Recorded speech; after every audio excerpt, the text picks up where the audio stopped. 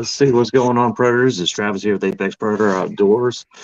Today we've got Dean and Chris with us, who have just been out, and they went to Utah, and they did an elk hunt out there, and kind of just want to get with these guys and kind of do a debrief and kind of talk to them about, what worked, what didn't work, and just go over, some of the gear they brought and just talk about the general experience. So without further ado, Dean, want to shout out your channel and tell everybody what's going on? What's up, guys? Hey, and gals, I guess. Man, it was an exciting trip, man. Everything's going well. I just did a quick review of some stuff that I changed this year, as far as some cooking stuff. And if you guys are looking for any, cutting some weight, a couple of things that I changed in my pack this year that I just wanted to bring to you. So check it out on Lung Crusher 53. Quick, simple. It's like 20 minutes. And hopefully it kind of helps anybody out. So thanks, Chris, for coming on, dude. I'm looking forward to this. We had a great 7 days out in the high country, so to speak. Yeah, we had a good time. Luckily, didn't get crushed with snow again this year. That was nice. Yeah, that was a positive. Got a little rain, but I think other than that, the weather was actually pretty nice, for the most part. Yeah, absolutely no complaints about the weather. For the most part, it was pretty warm. Got a little chilly at night, but it felt good sleeping in the cold. Yeah, tell us about your rig, man. That was I was kind of jealous with the weights, talking about weight savings. What you decided to go with this year, and what did you think about it? I loved it. So I went with OR Helium Bivy, the Seek Outside DST tarp, Seek Outside little ground sheet, and then the same quilt setup, the Enlightened Equipment quilt, and Thermarest Neo Air X Lite. And man, it was warm. It was nice. I think I stayed drier than you did. You definitely did. Yeah. I was pretty impressed. I've never done the tarp camping before, and even in the couple nights that it like pretty much poured out, everything was dry. So very impressed. It was warm. It was dry. It was all you need. It was super light. It probably shaved off a couple pounds from what I had last year with that MSR tent, and absolutely no complaints. Light and mobile. Yeah.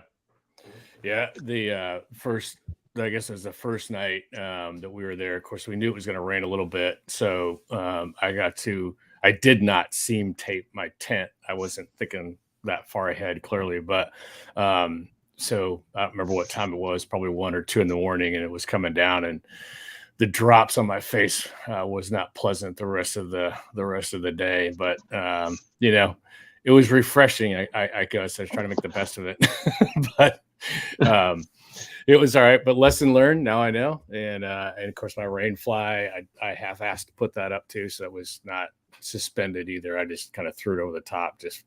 I don't even know what I was thinking. I just threw it on there and didn't tack it down. So that didn't help either.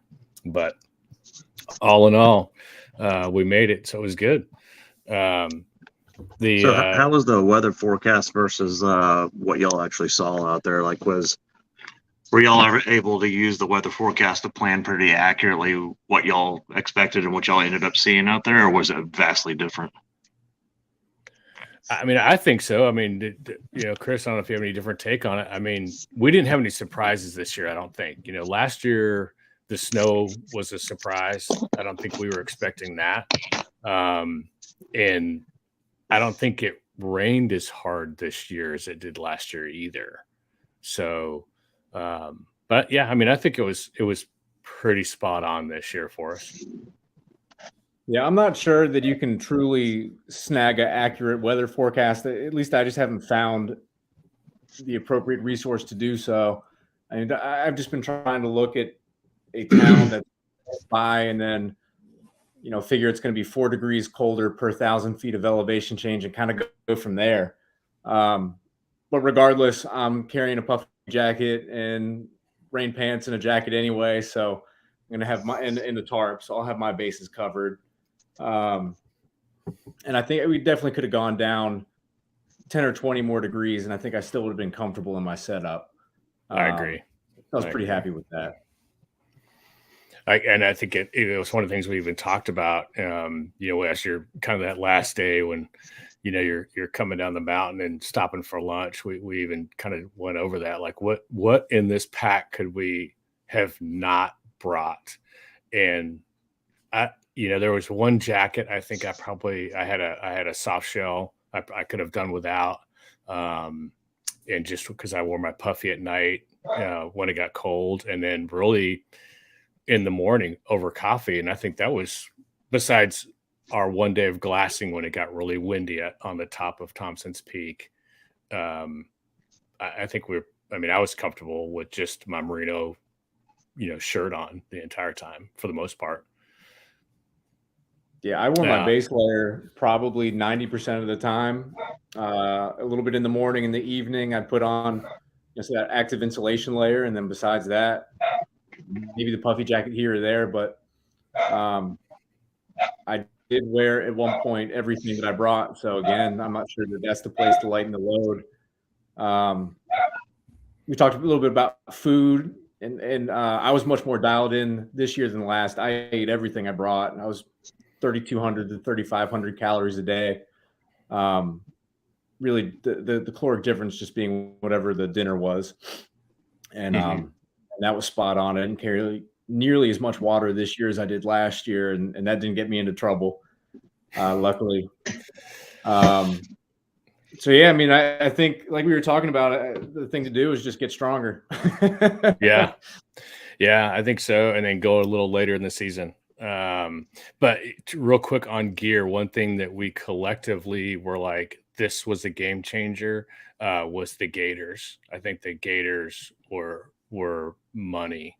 Adding those this year to our pack, that was a huge help, I think. Did y'all use a soft gaiter or like a more rigid one? Soft. I used the Black Ovis, their brand. I'll show you. I had the Sitka Stormfront Gore-Tex ones. I always kind of thought they were a little cheesy until last year, going through that tall grass and the pants just getting soaking wet. Yeah. And not wanting to wear rain pants because then you're sweating yourself out. The gators were huge. Yeah, these were great. I didn't have any problems. They're easy, light. Obviously, Gore-Tex line. I think they're different sizes technically, but this was just the medium. I think that covers. It's kind of like a pair of socks. It fits everybody from 8 to 12. Like they're perfect. But yeah, I think that was awesome. We wore those every single day, especially every day, and then coming back down the mountain. I didn't wear mine on the way up the mountain. So y'all went to the the Uintas again, or did y'all go to the Ashley at this time, or National Forest? Well, we Uintas were up again. Uintas again up by Thompson's Peak. Mm-hmm. Okay. Yeah, and Hoop Lake was there, and so Chris did a great job with e-scouting, and so he used Onyx. I had the Go Hunt map, and then Dave had a your regular Garmin GPS and a paper map, which came actually kind of in handy. And so one of the things I think I probably will do a review on is that mag view. And we learned a couple things that I think are real important, and it could have been us. But one of the things was on that mag view, that magnet, it's really cool. When you're glassing, it's super simple. It's a magnet, and then you have the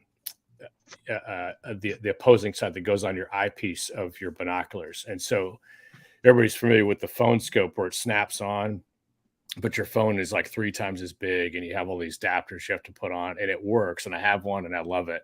But from a convenience standpoint, this thing was really nice just to clip on. That said, we got separated, and we were trying to figure out where each other were at using our waypoints, and my north was not working. And so I think it was the magnet on this that was messing with my phone. And so once I popped this off and kind of reset it or recalibrated it, it worked better. Now, I don't know if it was a direct correlation, because I think when we were leaving, I had it on and it was working fine. So I don't.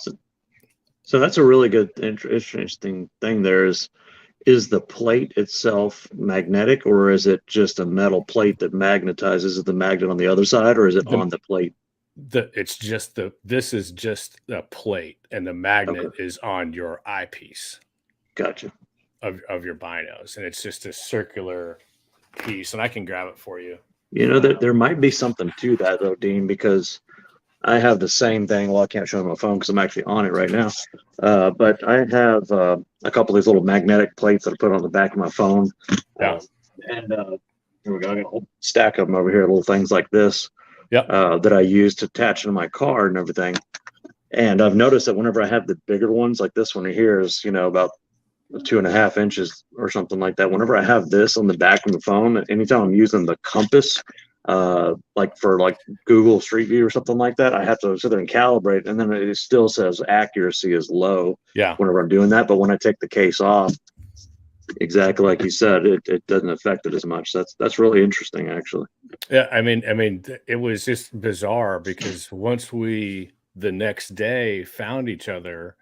And again, kind of going back to the fact that Chris did a lot of work on e-scouting, and so we knew sort of where he was at.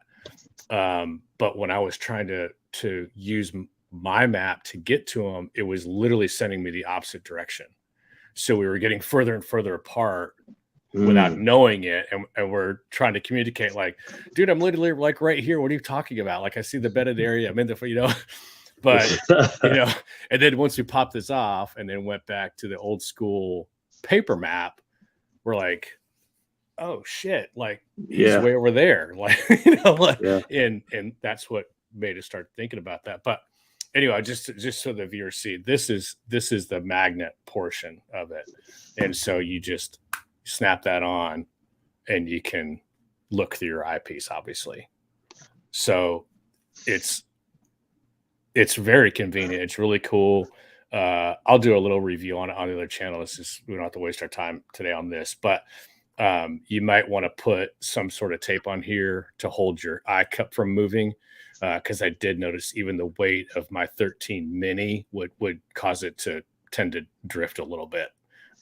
So, whatever, some tape. This is one of the things I love by getting with you guys to talk about this stuff, because, there's one of the things I love, but I also hate, because it's fun, but it's also kind of sucks, is that there's a huge amount of marketing that goes into a lot of these things, and they're not going to tell you these little things like, like I would have never known buying that like that's something I have to think about, is that the weight of the phone is actually going to tilt that over, and then I have to do these extra steps, and it could be something where like later on I'm out in the field and I'm getting tripped up by this, and I would have never known by that. So I think it's really cool to have honest gear reviews and to have people that like y'all that have gone out and tested it, so that now when I buy it, I'm like, okay, I know first thing I do is I need to make sure that I can compensate for that. And every binocular might not work the same way with that, but it's good to know that that's a thing that can happen, Yeah, like I said, I think electrical tape, because at the end of the day, I don't know about anybody else, but once I get my eyepieces set, I rarely ever move them. So I don't know that a piece of electrical tape under here or something, whatever, to stop that from moving would affect me personally with anything moving forward. So, but cool concept. I thought it was very, very unique, minus the drift, and then possibly this, causing some, north and south problems. So, yeah. And I've got some heavy ass phones too. I got my work phone is a Galaxy S20, and then I've got my other Android phone is a OnePlus, and they've got like almost 7-inch screens on them. So I can imagine that.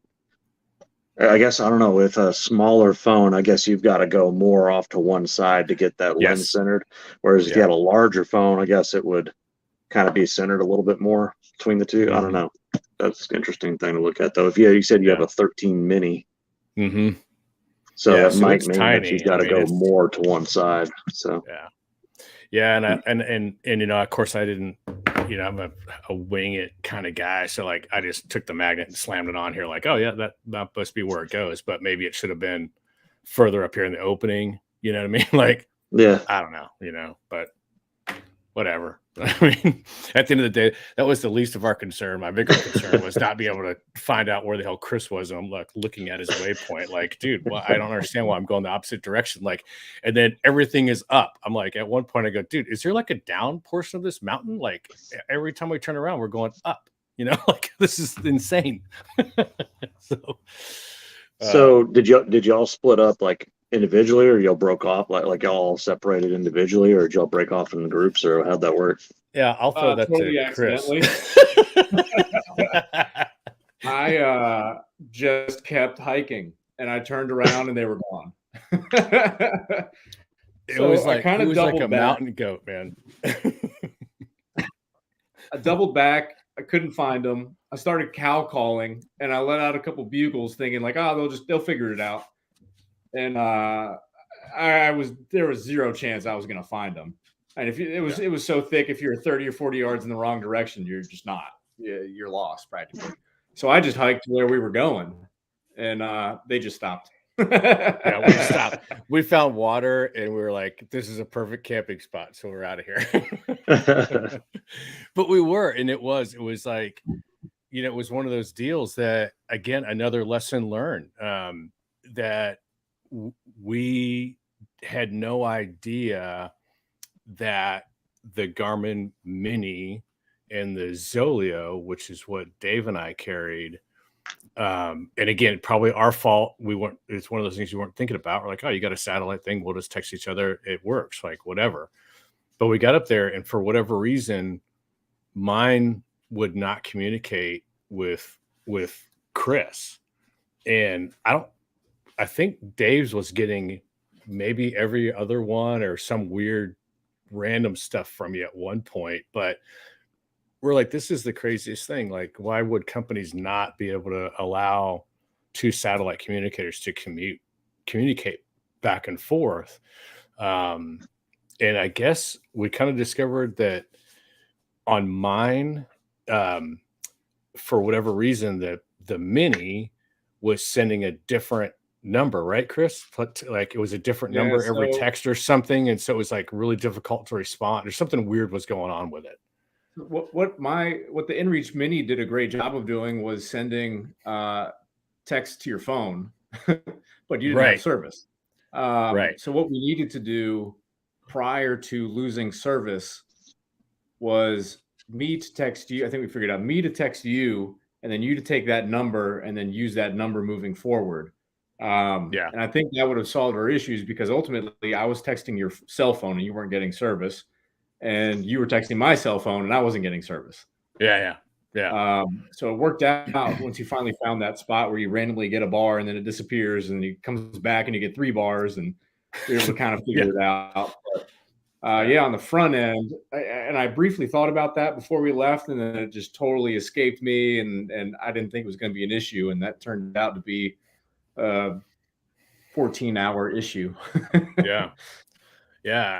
And so, it's like one of those deals that, thank God, it all worked out. And at the end of the day, we're thinking worst case scenario, we're going to be back at the truck Wednesday, right? So worst case scenario, we're going to meet them back in 7 days. But in the meantime, you're just kind of worried, right? You're like, dude, I don't know where my buddy's at. Like, is he okay? Like, storm's coming in, blah, blah, blah, and that was just kind of one of those moments where you just get really kind of nervous and frustrated with the fact that you can't communicate and make sure that, dude, at least everybody's okay. He's got a camp. He's warm. He's, got food. We're fine. We'll hook up tomorrow when there's daylight, but it was a interesting few hours, to say the least. And then we tried to start Yeah. 5 extra miles. Yeah. Well, and the other thing that was really interesting is we were sending him our coordinates, thinking, okay, well, just put that in your phone and you'll be able to find us. And that wasn't working either. Like the coordinates weren't even helping. So like a pin. There's got to be a way of taking your coordinates and punching it in. I mean, I've got 3 GPS programs on my phone, and there was no way of punching in those northwest coordinates and having it direct me to them. It was pretty frustrating between Go Hunt, Onyx, and Guy. Like, there's got to be a way to do it. And I don't. That's my fault. I don't know how to do it if I can. So that's what that's always goes back to the whole thing about 2 is 1 and 1 is none. And it's like, if you have a failure of equipment or something like that, you need to have a backup. And, like I was just thinking about how I would, try to combat these situations. And for one, I was thinking about, I still haven't bought a satellite communicator, but one of the ones I was looking at was the Garmin InReach Explorer. It's slightly more expensive, but really it's only like about $100 more than the InReach Mini, but it's got a full satellite navigator on it. So you can get the maps and everything on your phone there, It is bigger, weighs a little bit more and all that stuff, but the battery lasts longer and all this stuff. But there's that. And another thing I was thinking about is too, is like if your phone like loses the GPS or the compass signal, that you can always, like, I was just thinking about it. I know you probably got a watch that has it too, Dean, but like I know mine has a compass and everything built into the watch as well. So if I question it, I can always check it against the watch too. But it's like I say, having a paper map or having a Garmin, like I say, navigator, something like that to back that up is like obviously very important. I always wondered if I was kind of on the line, InReach Mini or the Explorer. Now kind of y'all's experience kind of sold me on that Explorer now. Yeah, and that's what Dave and I both had. My vinyl harness too. Yep, and that was huge too. And and again, it goes back to that 1 is none and 2 is 1. Even when Dave busted out his Garmin, his battery was dead. So I was like, okay, well, no problem. Like, I got some batteries, but now I'm like, I hope mine don't go down because I just gave my batteries away. So, but it was all fine, and it's just like I said, it was just that particular time. It just makes you, it reminds you that shit can go left quickly, and thank God we figured it out and everything turned out fine. But it's just one of those deals where we're going to plan that one out a little bit better and put some more thought in before next year. So, dude, I can imagine if like somebody broke a leg or something in that. Even a what, Chris? That's the reason I stopped. I was planning on hiking all the way to the final destination at that point because I was pissed off I was lost. And I kind of made our way to where we were going to end up kind of going east. And it was like 100-yard wide boulder field. And it was seemingly it was like a mile long and 100 yards wide. I'm not crossing this thing solo right now. It's kind of getting dark. I'm separated. I clearly can't communicate with these guys. Like, I'm not hitting the SOS button on my Garmin today. Right. Right. Well, it was. I can imagine that would have turned into a shit show real fast if you are all separated and say like Dean twists his ankle and Chris tries to cross this thing and like snaps his knee or something. Right. It's like, imagine what that. I mean, that would have turned so south so fast, man. Yeah. I mean, well, and the other thing that was interesting too was, you got everybody's got their Garmin's and their Onyx and Go Hunt maps, and literally we're cruising in at probably, I don't know what, mile number 3, maybe.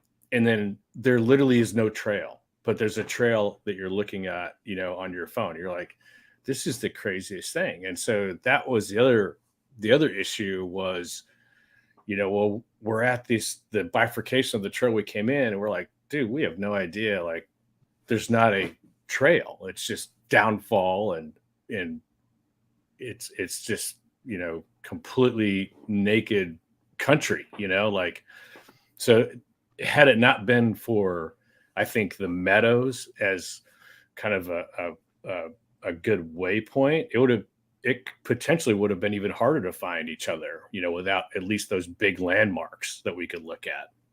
So, yeah, it was exactly what we're looking for, right? It was not a well-established trail. There was not a lot of foot traffic. There's not a lot of pressure. But it certainly made navigation difficult when your compass is 90 degrees the wrong direction. Right. Yeah. Right. So I guess one of the more important things people are going to want to hear about is, let's get to the animals. So elk sightings, elk on the ground. What happened, man? How'd that go? So when we were separated, I know I'll let Chris tell his portion of the story, but as we're walking up, maybe about halfway ish, we stopped and started to glass the top of Thompson's Peak, and we could see 3 bulls that were up there. And I think, correct me if I'm wrong, Chris, but I think that was like at 11:05 ish, roughly. Does that sound about right? That was kind of not the apex of the peak, but where we saw the bulls at. So it was still another, 1,500 feet above where we were at, easily, if not farther. So we saw them up there, and they were, basically batched up, and I mean, they were just chilling. So once we kind of got, the next morning, got back together and cruising around, we had busted 2 cows or 3 cows, I think, or Chris busted one when you were calling that night, right? That walked right up to you, because they were not calling. You couldn't even hear a bird. Like nothing was, there was no vocals at all of anything. Like it was weird. And so we decided to go ahead and hike up the next day to where we saw the bulls at. And of course, by the time we got up there, it was kind of starting to sprinkle a little bit. It was really windy. We sat up there and we kind of glassed the meadows that we could glass, but it was so thick that unless you were looking ridge to ridge, you weren't going to see anything in the tree lines at all. And so that was our first encounter. It was on the way up. And then Chris had that one in the meadow, right? Or 2 in the meadow. And then we had a bull that came in, we think, on day 4 or day 3, close to camp. And we were just kind of shaking a tail feather and figuring out our game plan or what we were going to do that day as far as getting out and glassing or attempting to glass and call.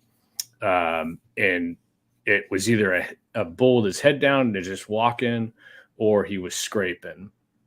But by the time we, got our bows and got to where we thought it was kind of coming from, he was already gone.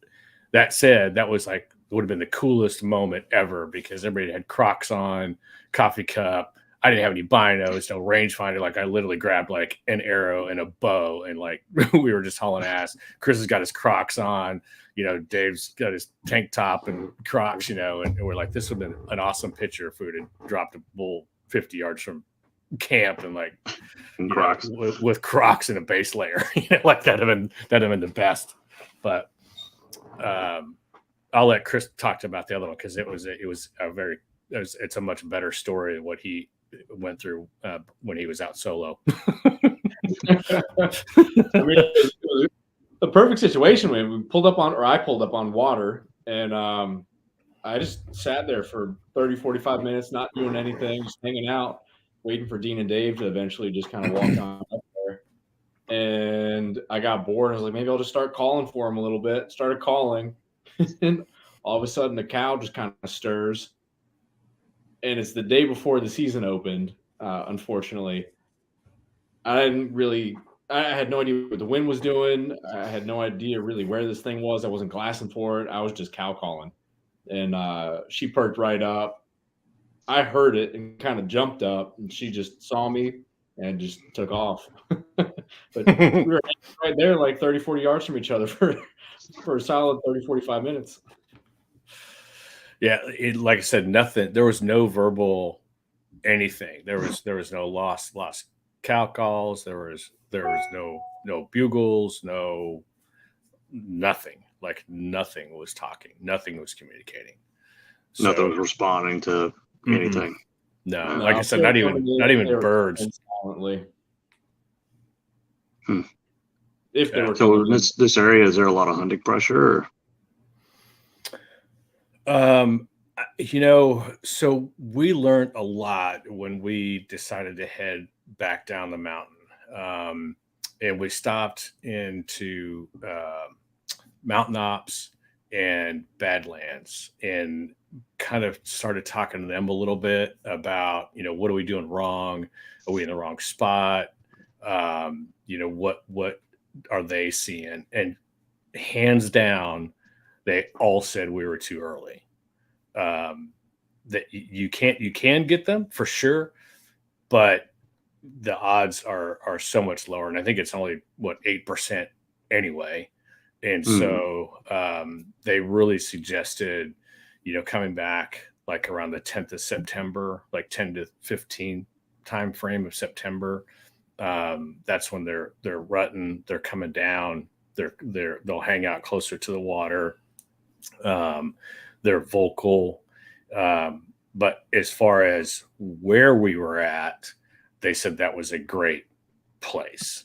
So, I mean, we saw a lot of sign, a lot of tracks, we definitely, it was kind of like last year, we said we was in the right neighborhood, wrong cul-de-sac. I think this year was pretty much the same, but we were even like too early in the time to go. Yeah. So I think we were right in a great spot. I mean, there's a lot of cow activity where we were. Yeah. If you want to know where the bulls are going to be, come the rut, find the cows, and we were right there. Yeah. Just a little bit squirrely. Nice. If anything was talking, it was a little frustrating. Just be, walking around and chumming for elk and just walking in circles, watching the wind and cow calling and lost calf calling all day. But it'd be nice to find a spot. Maybe it was a little bit more open. But even then, I'm not sure that changes a ton. I mean, it's so hard to walk around thick wooded area when the elk aren't talking and find something. I'm not that good yet. Yeah. I mean, even when we were coming back, I think on our second to last night, we had made this huge loop. And so we kind of every day sort of had somewhat of a game plan of what we wanted to do and where we wanted to go and what we wanted to cover. And so, like I said, day one, we went up to Thompson's Peak, hit that and just kind of glassed a little bit.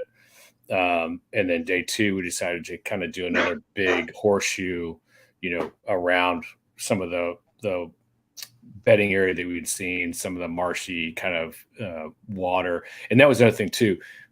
Last year, not only did we get hammered by weather, but we didn't get around water. I mean, the water that we was around was like mud. And this year there was water everywhere. And so they really didn't have a whole lot of reason to even move. I mean, you literally could go 200 yards and you had this pristine stream. I mean, there was just water all over the place.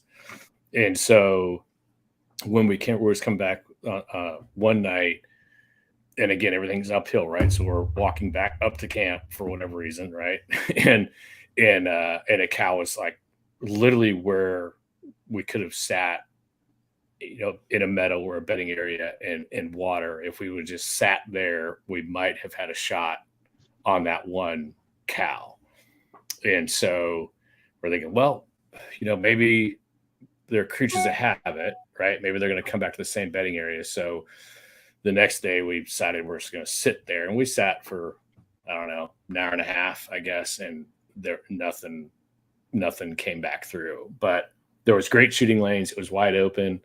They call it ELK. I thought I would consider it ELK, aspen trees and all that. And I think that was a nice spot. But yeah, they just, that was the one time, and she cleared that mountain in like 4 strides, like it was just like bloop, bloop, and she was gone. So even if we had a chance to put a shot on her, it would have been like that fast. Yeah. So did y'all have bull tags and cow tags, or just bull tags, or? It's anything. So whatever. Yeah. Any elk. Just all our archery elk in general. Mm-hmm. Yeah. That unit, it's any elk. Okay. Cool. Yeah.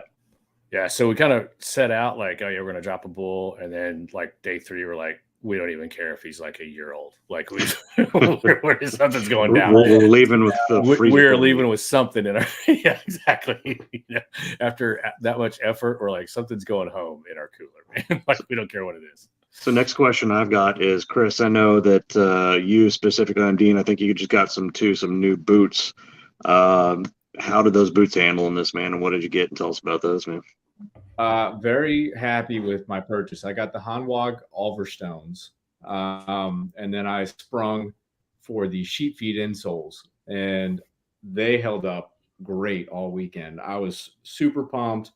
They were way more comfortable than the boots I brought last year, watertight, no issues at all with them. Cool. Yeah, and I blisters. rocked no blisters. No blisters. Yeah. No, these things were great. I broke them in pretty decent. I mean, they fit great. It's kind of weird because they're a wide, and I do not have a wide foot.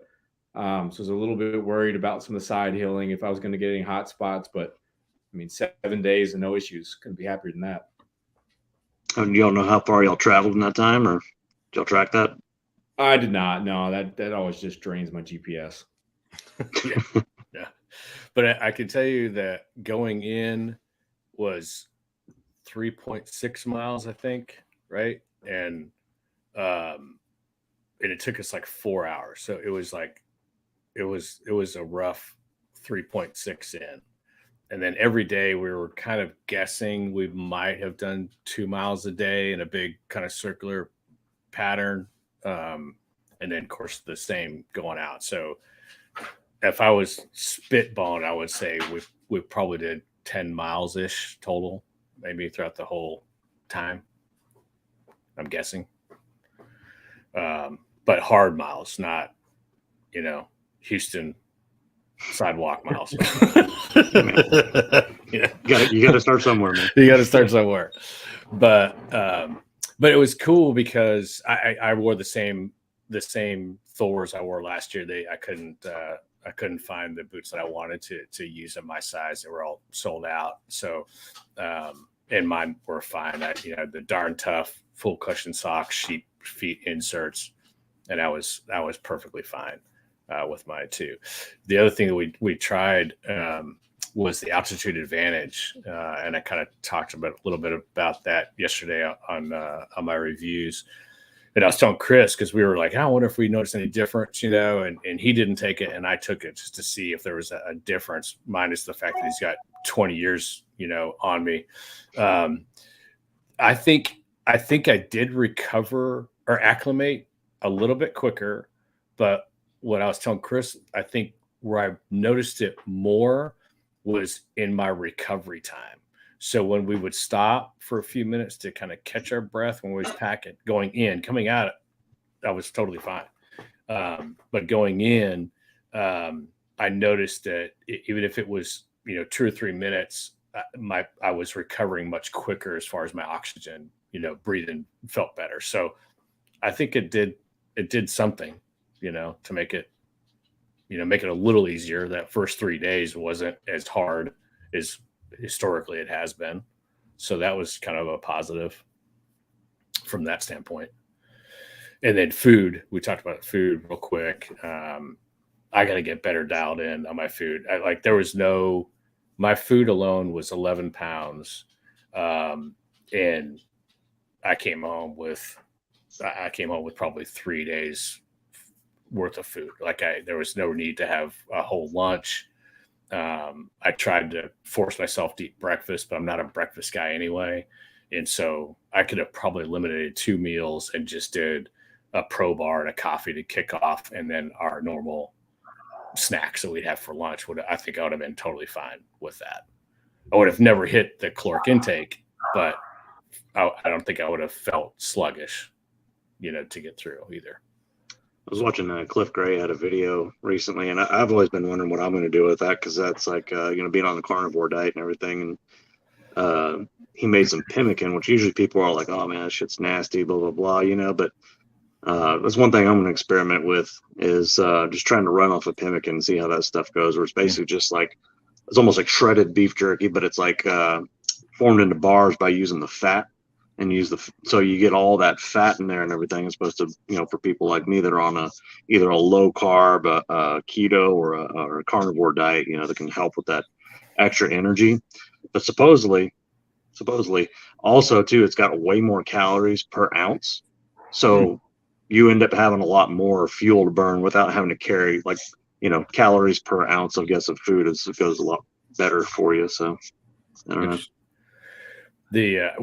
One thing I took with me and never did is the stuff that Lampers and Call talked about, which was the Lono Life, the beef bone broth. And I tried it before I left here just to A, see if I liked it, B, if I could tolerate it, and C, what does it actually do? And it's like pretty legit, it's like 10 grams of protein in it. But it fills you up more. It fills you up more than what I thought it would fill me up for a drink, like hot tea, and I didn't use it, but I had it with me thinking, maybe I'll try that. But so that's, I don't know, something else even you may want to think about too. I think that'd probably fall into your carnivore diet too. Yeah, the bone broth. I mean, essentially what you're getting out of that is you're getting minerals and you're getting fat, because it's like whenever they boil the bones and everything, and then you get a little bit of calcium, but you also get the fat from the marrow of the bone and everything. And that stuff's like really good, easy for your body to use for energy and everything. So that would be something good to take on there. Just throw that in your Nalgene, some water, and pound that back. I mean, you have to use it hot or cold, does it matter? I only did it here at home hot. I don't know. I'm assuming you could do whatever you wanted to do with it, I guess. Probably tastes better hot. It says 10 ounces of hot water is what it says on it. So, I would think it probably tastes better hot. But I like the flavor of it though. So it, I don't know. I mean, I was like, I'm gonna eat my breakfast cold, with cold water, and they kind of looked at me funny, and that was not a good idea. One morning. So apparently oatmeal is designed for hot water, not cold water. Yeah, I could not do the cold oatmeal, man. Yeah. It's not fun. How'd the barista sessions go out there? Do what, Chris? He was getting those funny looks from me. I was like, "You're really gonna do that?" I want to give it a shot. Well, and we talk about weight too. So we talked about the meal. The other thing I think Chris and I both were impressed with is that new platypus filtering system, and it's just the quick draw. Man, that thing was awesome. I don't think it would have been terrible last year, but because the water source and the amount of water that we were around this year, it was awesome. I would think the only complaint I could see somebody having about it is that you don't have a water reserve like in your big platypus. So you have to not constantly, I mean, it's a terrible word, but you're refilling your Nalgene more often than you would have, if you had a 2-liter bladder. But I mean, the reviews I saw, it flows slow, it gets clogged. As far as I know, I didn't have any issues. I don't think Chris did either. I mean, we didn't have any issues with any of that, and they're cheap. I don't know. I'm not going to keep track of how many times I use it. I don't even know how many times it's good for, to be honest with you. But for $20, I'll just buy a new one every year and be safe and not worry about it. I think the only concern would be if you go later in the year, is the filter freezing? So I would probably throw it in my bag with me, my sleeping bag, just so at night it doesn't freeze and crack the filter. But I thought it was awesome, and as small as it is, it was super convenient. Yeah, I think I got it on sale for $35. It's like the whole kit, right? Yeah, I think it's less than a pound, and I think right now you can get the new filters for $35. So, to me, I can't tell if it's kind of a disposable item or not at this point. Is this thing good for one season or a half a season, or how many trips? It did slow down as we filtered more water over the course of the week, but not to a point that got annoying by any means. It's certainly not as convenient as throwing 4 liters in a dirty bag and doing a gravity filter and just hanging out while that thing takes care of itself. But I had no problems with the weight savings, and it was fast enough. Yeah, exactly. I only have experience with the Sawyer Mini. I have Used one back in Tennessee when I was hiking out there in 2015, and it worked great. And I use water like freaking crazy. I had 2 canteens with me that I was carrying, and I was like basically filling one up, and then as I was drinking out of that one, I was filling the other one. I was just switching back and forth, man. I got through water like crazy. But it lasted the whole trip. I mean, just catching water straight out of streams and stuff, and there was no issues and everything like that. But I was whenever I was almost done with the trip, when it started to slow down a little bit, I was able to there's a little syringe that came with it. I was able to backwash it, and I mean, it worked almost like new after that one. And just recently, I got this is about 6 months ago. I found at Academy Sports and Outdoors, they had a sale on they had a 3-pack of the Sawyer menus with the little bag and everything, and it was like $45 or something like that. I was like, dude, you can't beat that, man. Yeah. So it's like you get one that clogs up, and they're all different colors. There's like a blue one, an orange one, and a black one or something like that. And you can just literally swap out a new one, leave the other one at camp or something like that, and then run along with it. So I don't know, with the platypus, are you able to like backwash it or clean it out or anything like that, or does it have that? Yeah. So what you do is once you screw it on, and the cool thing about the new one, I don't have it sitting here, but it will, if you just have a water bottle from 7-Eleven or whatever, it will screw into that too. So you can fill that water bottle up, screw it in, and just drink it straight out of the filter. But yeah, so you fill your bag, I think it's like 10% full, and you just slosh it back and forth, and it cleans the filter for you. I think we just did that like after every 2 fills of your Nalgene, just kind of swashed it out, and you were good to go.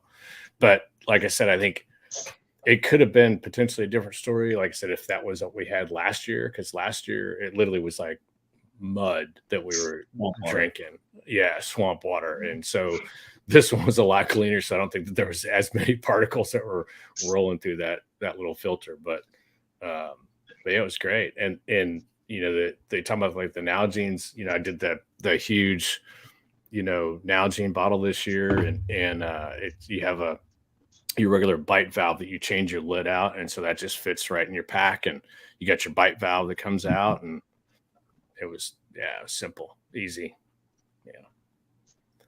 But so what would y'all say are y'all's I guess independently y'all's biggest struggles and y'all's biggest successes on this trip, I guess, other than finding elk, Yeah. That was the losing Chris, that was kind of a struggle. I'll go ahead, Chris. You go first on this one, man. I mean, I think the biggest lesson taken from this is you just got to make sure that you go in fully prepared with everything. Like, know your gear, know how it works, and know that my stuff works with Dean's stuff. Being prepared walking in day one would have solved a ton of problems for the first 24 hours. Besides that, my fitness level was pretty decent. My camping list or packing list is pretty solid. I don't really have any complaints with the stuff I've got at this point. So for me, I think my biggest thing here on out is just doing my best to learn how to e-scout better, learn elk behavior better, learn how to call better, learn how to shoot better. Because a new stove isn't going to solve any of those issues. and saving 6 ounces, saving 6 ounces, it kind of is what it is at this point. I just need to do some more lunges. if I'm about 6 ounces. Right. 6 ounces lunges. I totally agree with that. I think I felt good going in. I think the acclimation really, that's just the key.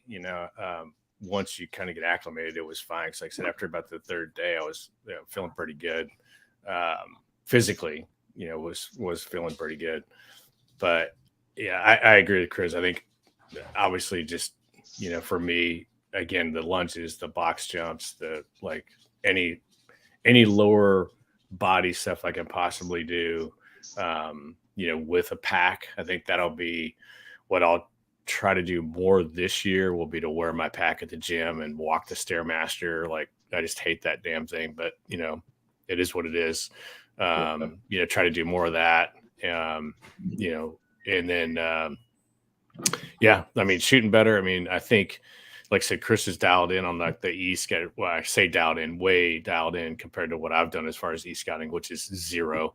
And so it was nice. And then the communication thing, I think, is huge.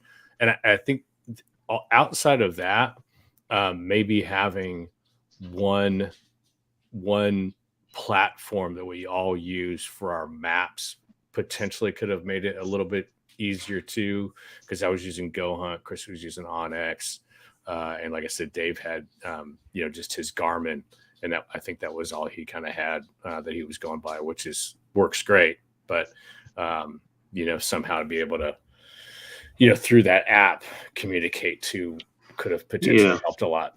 So I know, like, I don't know about Onyx. I haven't used it honestly in a while, but I know Base Map and I know Hunt Stand have a thing where you can, locate all your friends. And so if you're all in the same area, it'll show you all as like little dots on the map. And so like, you're like, oh shit, I'm heading the wrong direction from Chris. You could have figured that out and kind of you knew where you needed to go, but you didn't know exactly where they were, and that wouldn't help. I know it adds extra weight too, but I think a little two-way radio would have helped as well, because you can communicate with those two-way radios up 2 miles away, Yeah, I was probably 400 yards from you guys. yeah. Like, it literally, once we figured it out, we're like, oh my God, like, he literally was here. But it was like all the Boy Scout stuff, right? Like, you did an elk call, a whistle, we started a fire, and then it rained. It put our fire out. So like, well, maybe he'll see the fire, but it was like no sound was traveling. It was, I just can't, say how thick it was. It was just thick, and so nothing was traveling through there.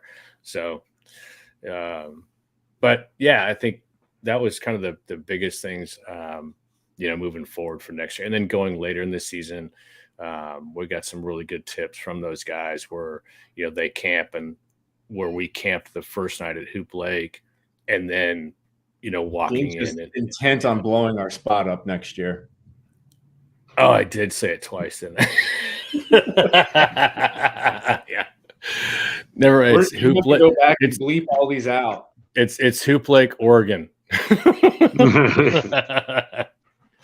and then the other thing we talked about too, on a side note, was on our way in, we've had more luck seeing antelope on the way in, and so we're like, we need to call those landowners so at least we can jump out of the truck and get some antelope, because they're literally laying on the side of the road, like they're like you always start taking pictures, like walking up to them, taking pictures of them, and it's like they're not even scared, like they just hang out. It's a layup shot, Well, they're not scared until you actually have a weapon to take them. Then probably right, yeah.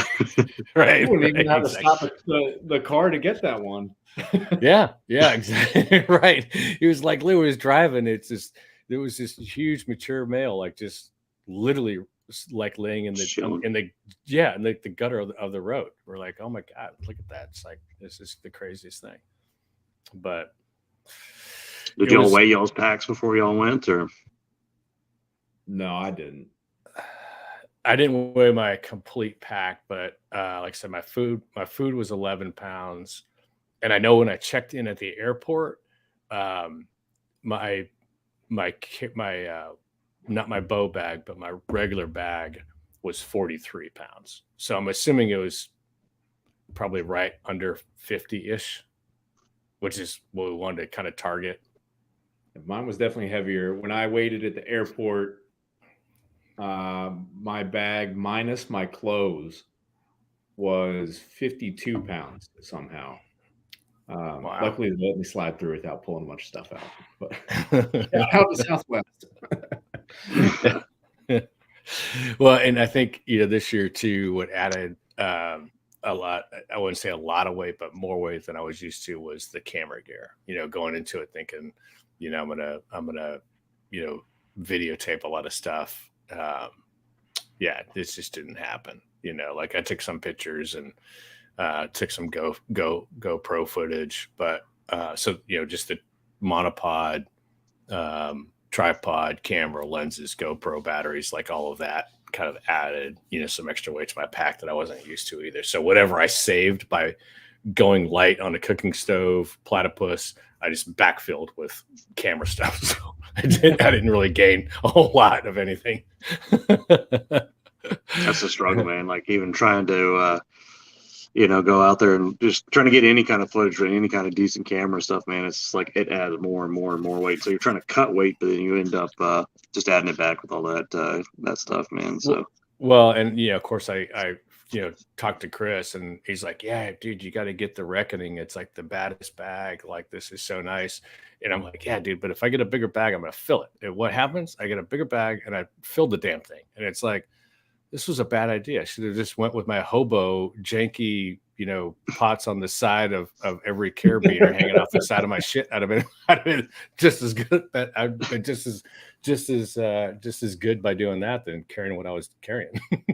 So we got a comment here from David Pullman. Says he just finished his hunt in Utah a week ago. He said the recap spot on about the mistakes made and how to correct. I mean, I think that's awesome, man, because that's why I wanted to do this, is because I've never been on an elk hunt, but I want to learn from the things that you guys experience, so that next time we get this opportunity to go out there, hopefully if it happens again next year, I'll be down there with you guys, and we can, going forward, I can learn from the things that you learned, and hopefully everybody else watching as well can going to learn these things. And if you have anything in the comments, go ahead and comment down below about how your hunt went down this year, because like I said, that's how we all learn and get better at this, and figure out the things that we need to work on and find things that we didn't think about, was by sharing these experiences. So I think the other thing we kind of touched base on too, even going forward, is we talked a little bit about even a lighter sleeping bag too, not as bulky of a sleeping bag. And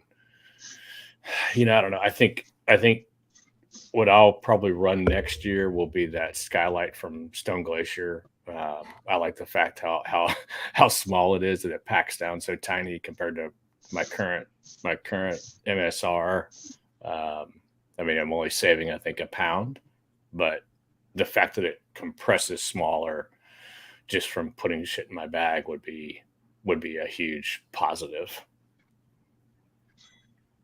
Yeah, I think I'm going to do something similar, though. That's going to add a little bit of weight. I'm going to get a heavier sleeping bag. That Enlightened Equipment quilt that I've got is great, but it is down, which does worry me a little bit with the bivy setup, although I stayed plenty dry this year. Mm-hmm. I'm going to do something a little bit heavier, a little bit warmer, just to make sure I'm good, essentially year round. If we end up doing like a late season hunt, we'll just get a tent with a stove, and a 15-degree bag will be plenty for that, I think. But I think I'm gonna keep looking at that Stone Glacier bag, and we'll see. Yeah, I mean that's kind of thing, like I said, Chris, I talked about that too. Man, if we're gonna go up later, like that's not a bad way to go, right? You split the weight. One guy has got the tent, the other one's got the stove. They're equally weighted. And then you've got a nice warm, place to sleep, and you're not freezing at night. Yeah. So that's not a bad, especially we're looking at a, September, October timeframe, that would be nice. Especially again, it's like all the same stuff we talked about too. Like, I roll up there and I had to put on weight because I knew that, when I went a couple years ago and I was so light, I was freezing the whole time. And so, that extra belly fat, kind of helped a little bit, to stay warm and give you some energy. So I think that'd be cool to, have a stove and really be nice and toasty and sleep a little bit better. But yeah, you just got to make sure that if y'all split the gear up, that y'all don't lose each other again. Yeah, that would be bad. Yeah, exactly. Yeah, step like, well, one: shit, I lost Dean, learn how to communicate. As long as he's got the stove and not the tent, we're all right. Yeah. Right. Or we're gonna be like roaming around with some flashlights trying to find each other, man. We're like sending signals, like bat signals up in the sky to figure out where we're at. One of y'all be huddled by the stove, keeping warm. The other's freezing his ass off or just like starving his ass off in the tent, Right, but dry. Yeah, exactly. It's a trade-off. Did this hunt make you think about changing the way you work out at all? Because it did for me. Yes. Well, I mean, I say that in not so much the workout as much as, like I said, putting a pack on and doing a Stairmaster, getting because my hip flexors were killing me.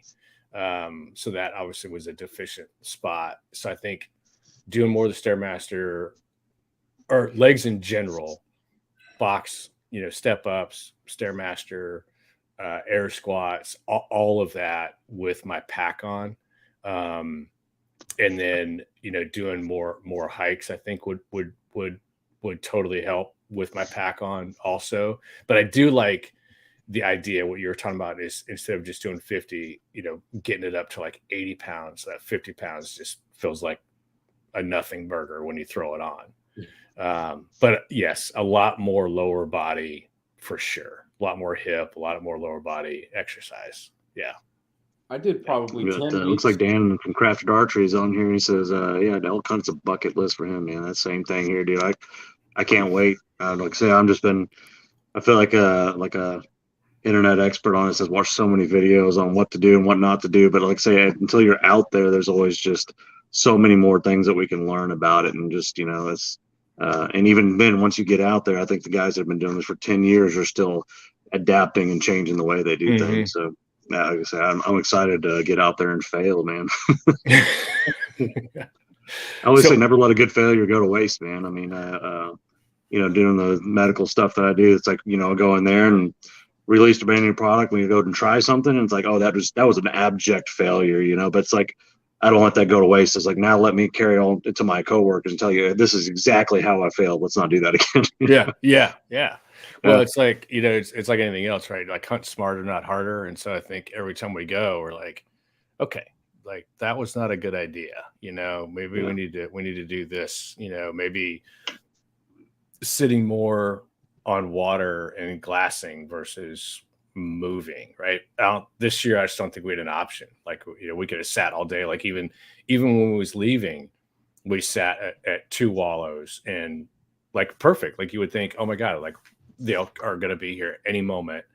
And literally nothing. It was just the weirdest thing. Like, birds, like there was a bunch of mosquitoes. Mosquitoes were out there. They loved that, but no big game. Like, I think we saw one deer outside of the antelope coming in.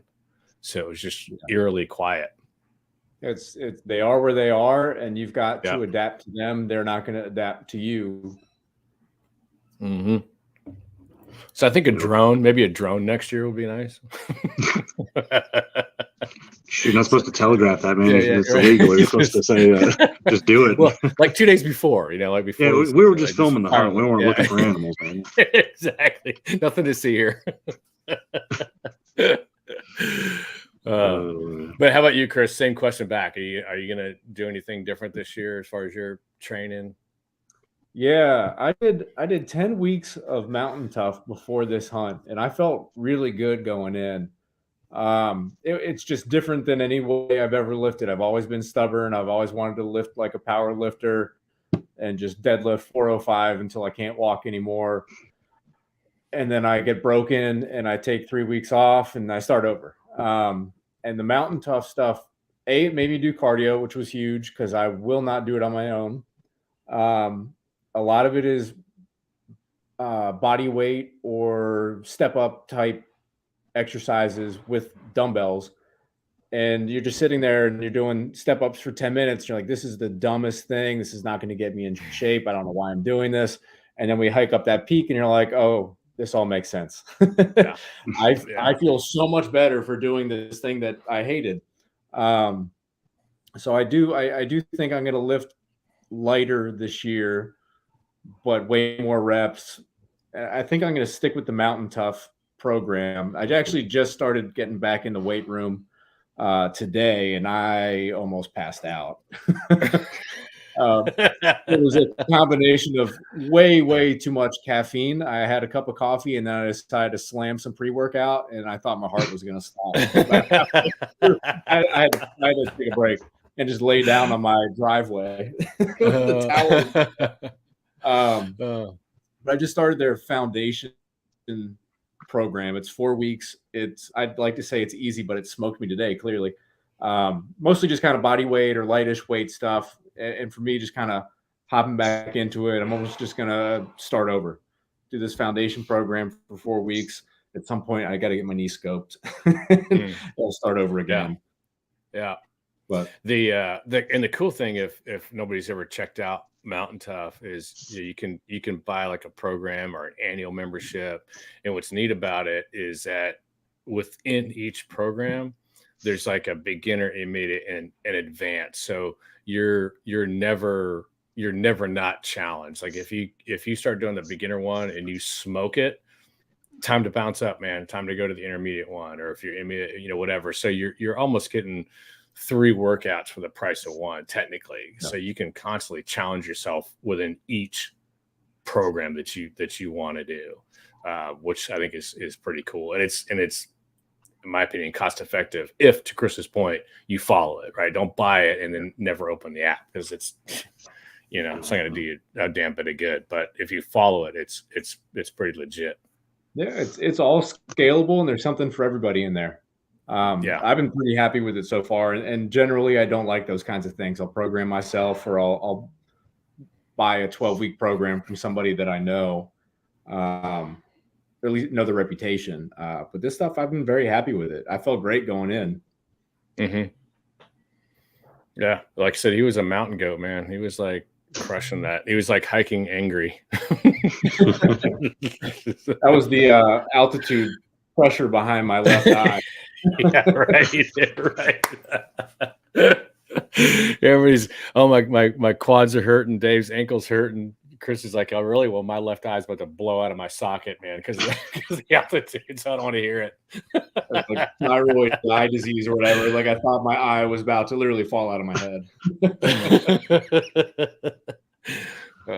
Last time I went hiking in Vail, man, I had to bring one of those oxygen tanks with me, those little like portable ones. They weigh like nothing, but man, I get to hiking up there and I'm like going up this 45-degree slope, and I can feel that, like my heart just, I can feel it like beating in my ears, and then I can like see my blood pressure going crazy, and I just take one long like hit of that, like an oxygen with it, and then I would watch it on my watch. I'd see my heart rate go down like 10, 15 beats per minute. So I was like, dude, if I had to get up there and start hiking, man, I'd definitely be bringing like like hitting oxygen left and right just to try to drop that blood heart rate down. Yeah. Oh, it's like after one of those, I get home and now duck season's right around the corner. I'm like, duck hunting is so much easier than elk hunting, man. Like I can hang out in a blind, eat a snack. Like I don't have to chase shit. I just want the dog go pick it up. Like it's a piece of cake compared to this. You have to shoot a lot of ducks to equal the same amount of meat as an elk. That is true. Yeah, but it's good stuff, man. All in all, it's always a good time, man. You're out there, even at the end of the day, it's about being in nature, learning something new. You're with your buddies. I mean, I had an absolute ball. I had a ball last year freezing with those guys. I had a ball this year, man, trudging through. Just an ass whooping every day was a ball. So embracing the suck, huh? Yeah, man, 100%. I mean, it's just, there's just something about it. And people that don't do it or are just getting into it, man, just keep, it's like Cam Hayes, just keep hammering at it, and it's just enjoy it, just enjoy being out there with your buddies and taking in nature and seeing stuff that you're not going to normally see. And for that one opportunity, man, to fill that freezer. And that's what it's all, for me, that's what it's all about, man. It's just, the whole experience is awesome. Any closing comments, Chris? No, it's all the type B fun. every moment of the day, you have to remind yourself, this is what I asked for. This is why I want to do this. You're right. I not only wanted to do this, but I signed up for it and I spent a shitload of money on it. Exactly. And then you get off the mountain, you're like, thank God I'm off the mountain. And then 24 hours later, like, why did I come back? Right. Yeah. We needed one more week, Well, guys, thanks everybody for tuning in. Thanks for watching the stream and everything. We'll just have fun chatting, and thanks for hanging out with us. If you like to say, just want to thank our sponsors, the channel here. We got Easy Veins. If you follow the code down there, scrolling across the bottom of the screen, you can get 10% off plus 2 free vanes whenever you place your order. And also now we are sponsored by Crafted Archery. Crafted Archery, if you want to get 10% off your order, just use the code APEX at checkout when you go to www.crafted-archery.com. Both of these guys, and I love Sports Channel because they produce gear that I believe in. I've tested, I've used it, and it's something I really believe in. So check it out and see if you agree. And yeah, guys, thanks, Dean, Chris, for sharing your lessons and your experience, man, because I'm jealous as hell, man. Like I said, I should have been out there, but I was working, traveling. And so next year, though, man, it's happening next year. I don't care if I have to go into, like, you know, put the family into debt ruining or life crushing debt. We're going. I'm going, man. Yeah, good. It's going to be a good time, man. Good times. All right, guys. Well, thanks for watching, everybody. And as always, keep defying the odds.